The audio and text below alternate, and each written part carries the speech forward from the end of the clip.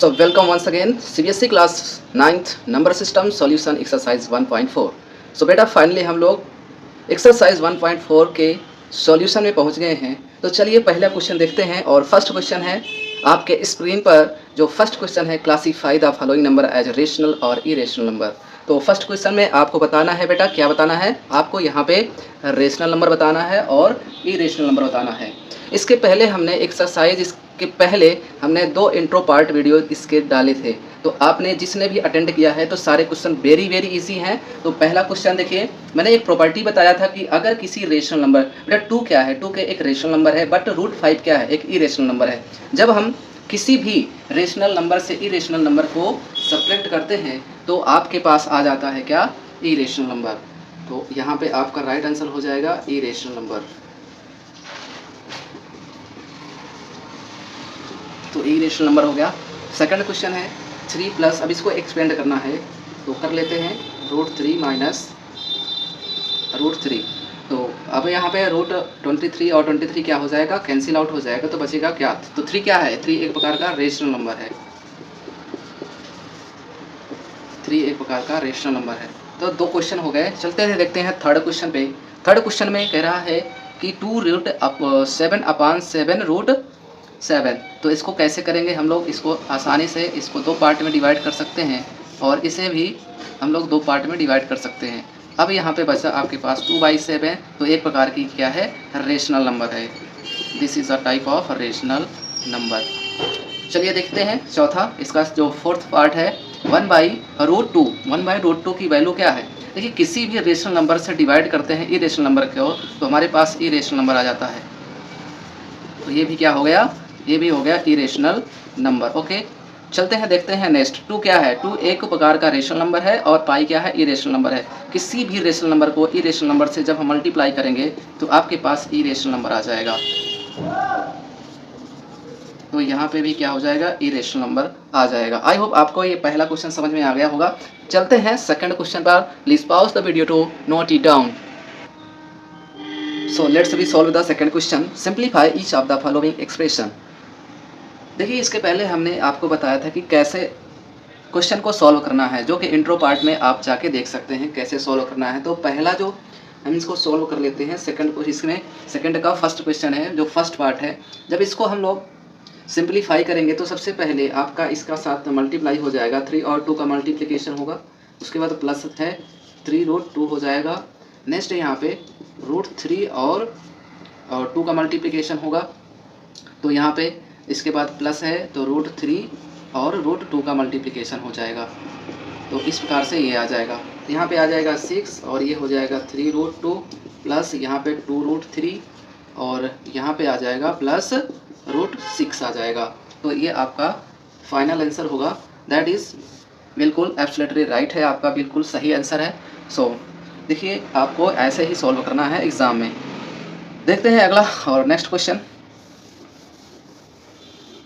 देखिए second question जो है 3 प्लस √3, यहाँ पे जब 3 का मल्टीप्लाई करेंगे या फिर आपको एक फार्मूला हमने बताया था कि a + b और दूसरे प्रकरण में अगर a - b है तो ये बन जाता है a² - b²। अगर यही फार्मूला यहाँ पे यूज कर लें तो a², मान लो a क्या हो जाएगा, 3 हो जाएगा, तो 3 का स्क्वायर कर लेंगे तो 3 3 जा 9 और जब √3 का स्क्वायर करेंगे तो 3 आएगा और फाइनल आंसर आपका 6 आ जाएगा।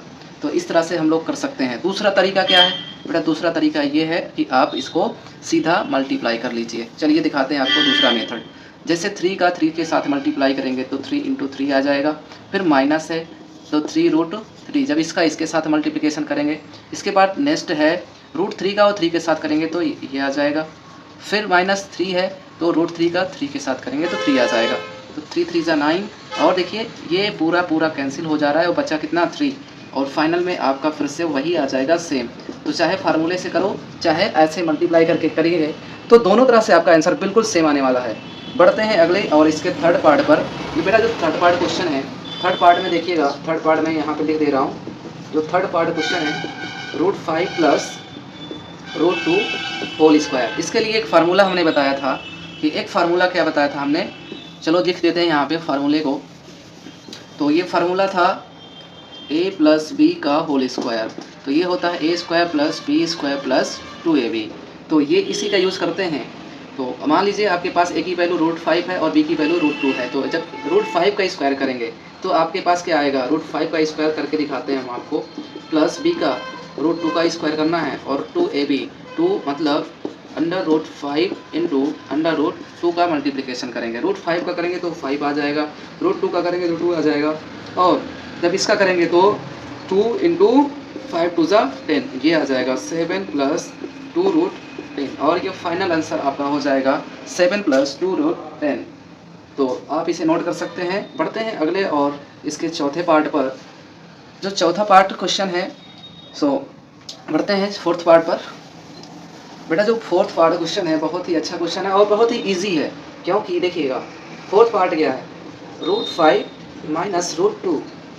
इसे करना क्या है, √5 प्लस √2, बहुत ही आसान। इसके पहले जो क्वेश्चन बताया हमने, देखिएगा a प्लस बी, या फिर ऐसा लिख सकते हैं, चाहे माइनस में हो चाहे प्लस में हो, फार्मूला तो वही है, सेम है।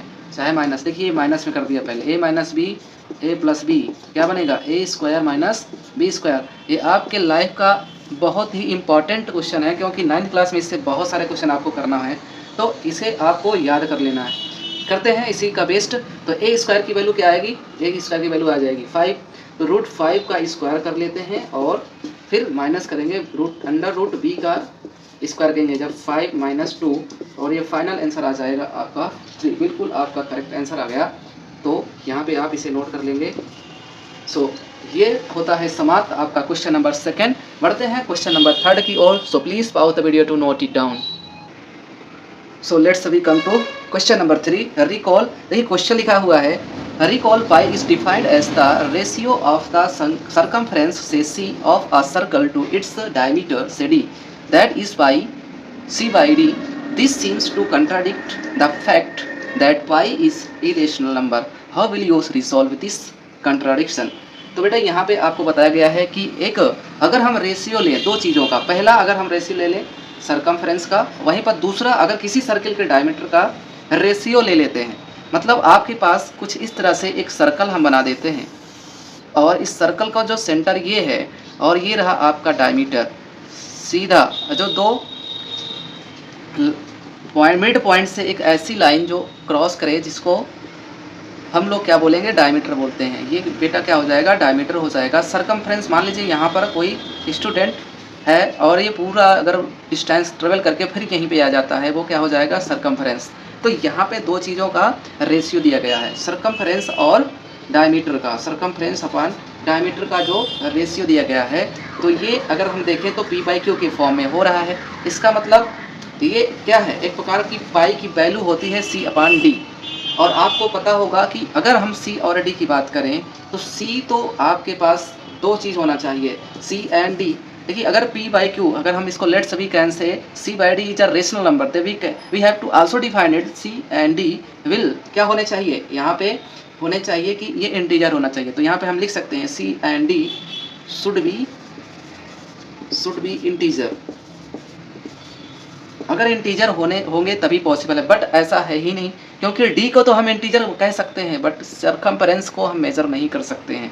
ये तो एज्यूम करके हमने सरकमफ्रेंस लिया है, ठीक है। तो हम कह सकते हैं अगर लेट मान लो, हम मान लेते हैं यहाँ पे थोड़ी देर के लिए कि d की वैल्यू आपके पास 2 है, लेकिन अगर इसको 2 सेंटीमीटर मान ले तो c की वैल्यू, इसे अप्रॉक्सीमेट वैल्यू मानना पड़ेगा, ये तो पता ही नहीं है ना, हम निकाल ही नहीं सकते। c की कैसे निकालेंगे जब d की वैल्यू अब 2 सेंटीमीटर है। तो आगे बढ़ते हैं हम लोग। तो ये तो कुछ भी हो सकता है, रेशनल भी हो सकता है, इरेशनल भी हो सकता है। अगर डेसिमल में आ गया तो क्या हो जाएगा, इट मे बी रेशनल और इरेशनल। तो ये वैल्यू जो होगी यहाँ पे, जो सरकमफ्रेंस की वैल्यू होगी वह तो या तो आपका रेशनल भी आ सकता है या फिर इरेशनल भी आ सकता है।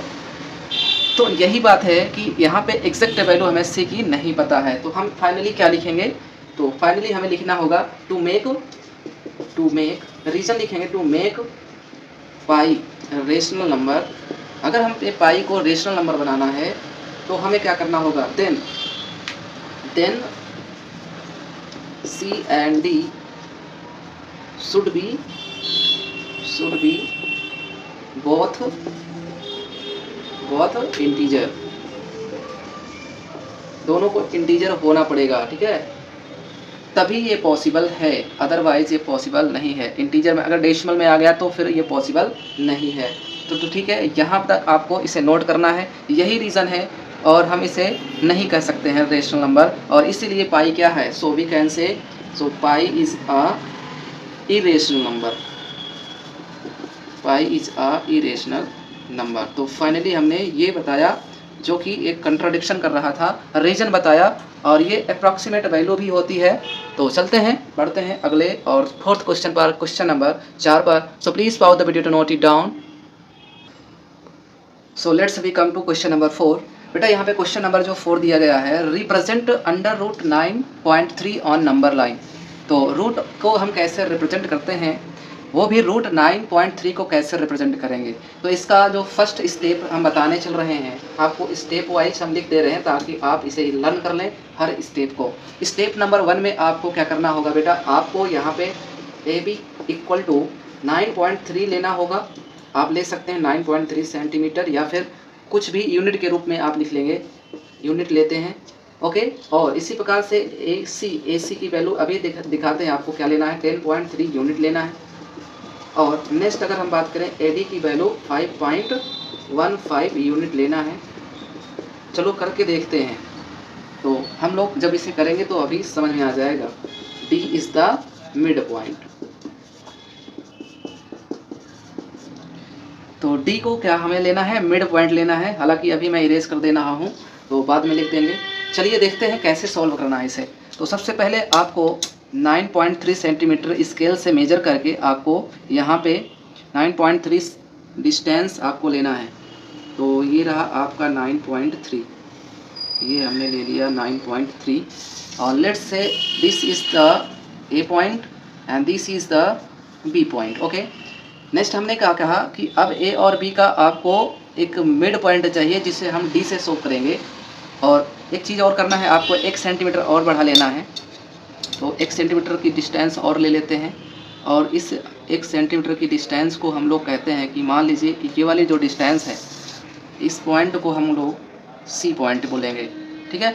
तो अब देखिए आपके पास ए सी की वैल्यू कितनी हो गई। ए सी की वैल्यू जो आ रही है वो है पूरा आपका, जब 9.3 था और ये 1 सेंटीमीटर और जब लिया तो ये 10.3 आ गया, 10.3। अब हमें क्या करना है, ए और बी को सेंटर मान के आपको एक परपेंडिकुलर बाइसेक्टर खींचना है ताकि हमें मिड पॉइंट मिल जाए यहाँ पे। तो ए बी से आधे से अधिक लेना है और 2 आर्क ड्रॉ करना है। इस प्रकार से एक आर्क ये ए से, यहाँ से बी से करना है, और एक को पॉइंट लेना है, एक दूसरा आर्क आपको ड्रॉ करना है। लेट से this arc cut each other. देखिए अब जहाँ पे कट करेगा इसको हमें परपेंडिकुलर लाइन से मिला देंगे। तो इस पॉइंट को हम डी नाम देते हैं। तो ए हो गया, बी हो गया, इस पॉइंट को सी बोला, और ये पॉइंट जो मिड पॉइंट है वो क्या है, आपका डी पॉइंट है। तो यहाँ तक आपको समझना है। आते हैं स्टेप नंबर 2 में क्या करना है। बेटा स्टेप नंबर 2 में आपको क्या करना होगा, AD के बराबर, ठीक है, AD के बराबर आपको यहाँ से AD या फिर CD के बराबर आप ले सकते हैं। देखिए मैं लिख दे रहा हूँ चलो जी देखते हैं। यहाँ पे आपको A से एक और B के डिस्टेंस के बीच की दूरी से आपको एक सेमी सर्कल ड्रॉ करना है। तो हम लोग A या फिर AD का डिस्टेंस लेना है, और या फिर CD का डिस्टेंस, ये डिस्टेंस ले लीजिए, या फिर ये पूरा डिस्टेंस ले लीजिए, या फिर AD का डिस्टेंस। जब ये डिस्टेंस लेंगे तो आपके पास कुछ इस तरह से सेमी सर्कल ड्रॉ जब करेंगे आप अपने कंपास के माध्यम से, तो आपके पास ये पॉइंट मिलेगा, ठीक है। अब आपको करना क्या है, जो बी पॉइंट था इसको एज परपेंडिकुलर ड्रॉ करना है। तो ABCD इस पॉइंट को हम दे देते हैं E नाम। अब थोड़ा सा इसे और हम लोग आगे बढ़ाते हैं। इस लाइन को आप बढ़ा सकते हैं आगे, कोई दिक्कत नहीं है ना, तो कोई दिक्कत नहीं है, इसे हम लोग आगे बढ़ा सकते हैं। यहाँ से अब जो BE डिस्टेंस है, इसी डिस्टेंस का एक और आर्क ड्रॉ करेंगे। बी को सेंटर मानेंगे, BE डिस्टेंस लेकर एक आर्क ड्रॉ करेंगे। तो ये आर्क मान लीजिए कुछ इस तरह से कट करता है यहाँ पे। तो ये जो पॉइंट है, मान लो F पॉइंट मान लेते हैं, F पॉइंट। तो F पॉइंट जो भी है आपका, यही रिक्वायर्ड BF। तो BF जो पॉइंट है, यही क्या है, यही आपकी रूट या फिर अंडर रूट 9.3 की वैल्यू है, इसको हम कह सकते हैं अंडर रूट 9.3 इक्वल टू, आप ये भी कह सकते हैं इसकी जो वैल्यू आएगी 3.04 करके आएगा। अंडर रूट 9.3 की वैल्यू होती है 3.04, तो ये जो डिस्टेंस है यही डिस्टेंस कहलाती है 3.04। ओके, तो अब हम फाइनली लिख देते हैं सारे स्टेप। तो स्टेप नंबर 2 में हमने बताया कि take the compass equal to AD और CD या फिर CD, इन दो के बीच में किसी का एक भी डिस्टेंस लेकर ड्रा कर देना है। Draw the semi circle from the mid point DH as in the figure. Okay, जैसा कि फिगर में दिया गया है। अगर आपको तीसरा स्टेप लिखना है तो तीसरा स्टेप हमने क्या बताया, तीसरा स्टेप में क्या करना है, जब आपने ये आर्क ड्रॉ कर लिया तो हमें BE एक परपेंडिकुलर डिस्टेंस लेना है। चलो जी, स्टेप नंबर 3 लिखते हैं। स्टेप नंबर 3 में आपको क्या करना है, B को सेंटर लेना है और एक लाइन खींच देना है। तो draw a perpendicular line at B। अब मान लो ये डिस्टेंस आपकी है यूनिट 9.3 एज सो, जैसा कि दिखाया गया है। ओके, और स्टेप नंबर 4 में लिखेंगे टेक द कंपास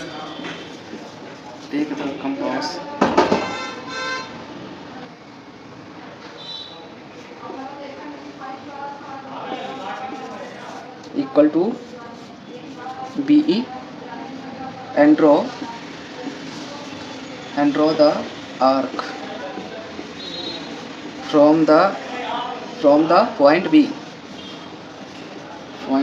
ओके, और लास्ट स्टेप आपको लिखना है बेटा, लास्ट स्टेप लिख देते हैं। Last step number 5। तो आपके पास जो प्राप्त हुआ BE equal to BF। Okay, ये जो डिस्टेंस थी BE और BF डिस्टेंस, ये दोनों लगभग इक्वल हैं और इन्हीं को हम बोलेंगे अंडर रूट 9.3 इक्वल टू 3.04। और इस तरह से हमने फाइनली आपको ये शो करके दिखाया कि कैसे 9.3 रूट ऑफ 9.3 को हम लोग नंबर लाइन पर शो कर सकते हैं। ओके, तो इस प्रकार से आप शो कर सकते हैं। So please pause the video to note it down. तो चलते हैं, फाइनली हम लोग 5th क्वेश्चन पे आ गए और ये लास्ट क्वेश्चन है एक्सरसाइज 1.4 का। तो चलते हैं यहाँ पे सॉल्व कर लेते हैं। Rationalise the denominator of the following. यहाँ पे डिनोमिनेटर को रेशनल नंबर बनाना है, तो करते हैं √7/√7 और ये बन जाएगा √7/7। आपका बिल्कुल करेक्ट आंसर आ जाएगा। बढ़ते हैं अगले क्वेश्चन पर, और नेक्स्ट क्वेश्चन है 1/√7 माइनस √6। तो कैसे करना है इसको, इसके लिए आपको करना होगा जस्ट इसके अपोजिट साइन से क्या करना है, ऊपर और नीचे या फिर न्यूमरेटर और डिनोमिनेटर में मल्टीप्लाई कर देना है। √7 प्लस √6/√7 प्लस √6, और इसकी वैल्यू क्या आ जाएगी, इसकी वैल्यू आ जाएगी यहाँ पर √7 प्लस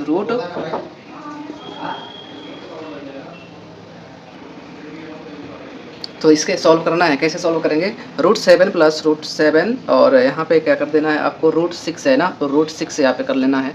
तो √7 प्लस √6 और √7 प्लस √6 से मल्टीप्लाई करना है। तो ऊपर आ जाएगा √7 प्लस √6/7 का 7 हो जाएगा और x का, और यहाँ पे करेंगे तो 6 आ जाएगा। तो इस प्रकार से √7 प्लस √6/1। ओके, तो ये आपका बिल्कुल आंसर सही आ गया। आते हैं, बढ़ते हैं और नेक्स्ट क्वेश्चन पर।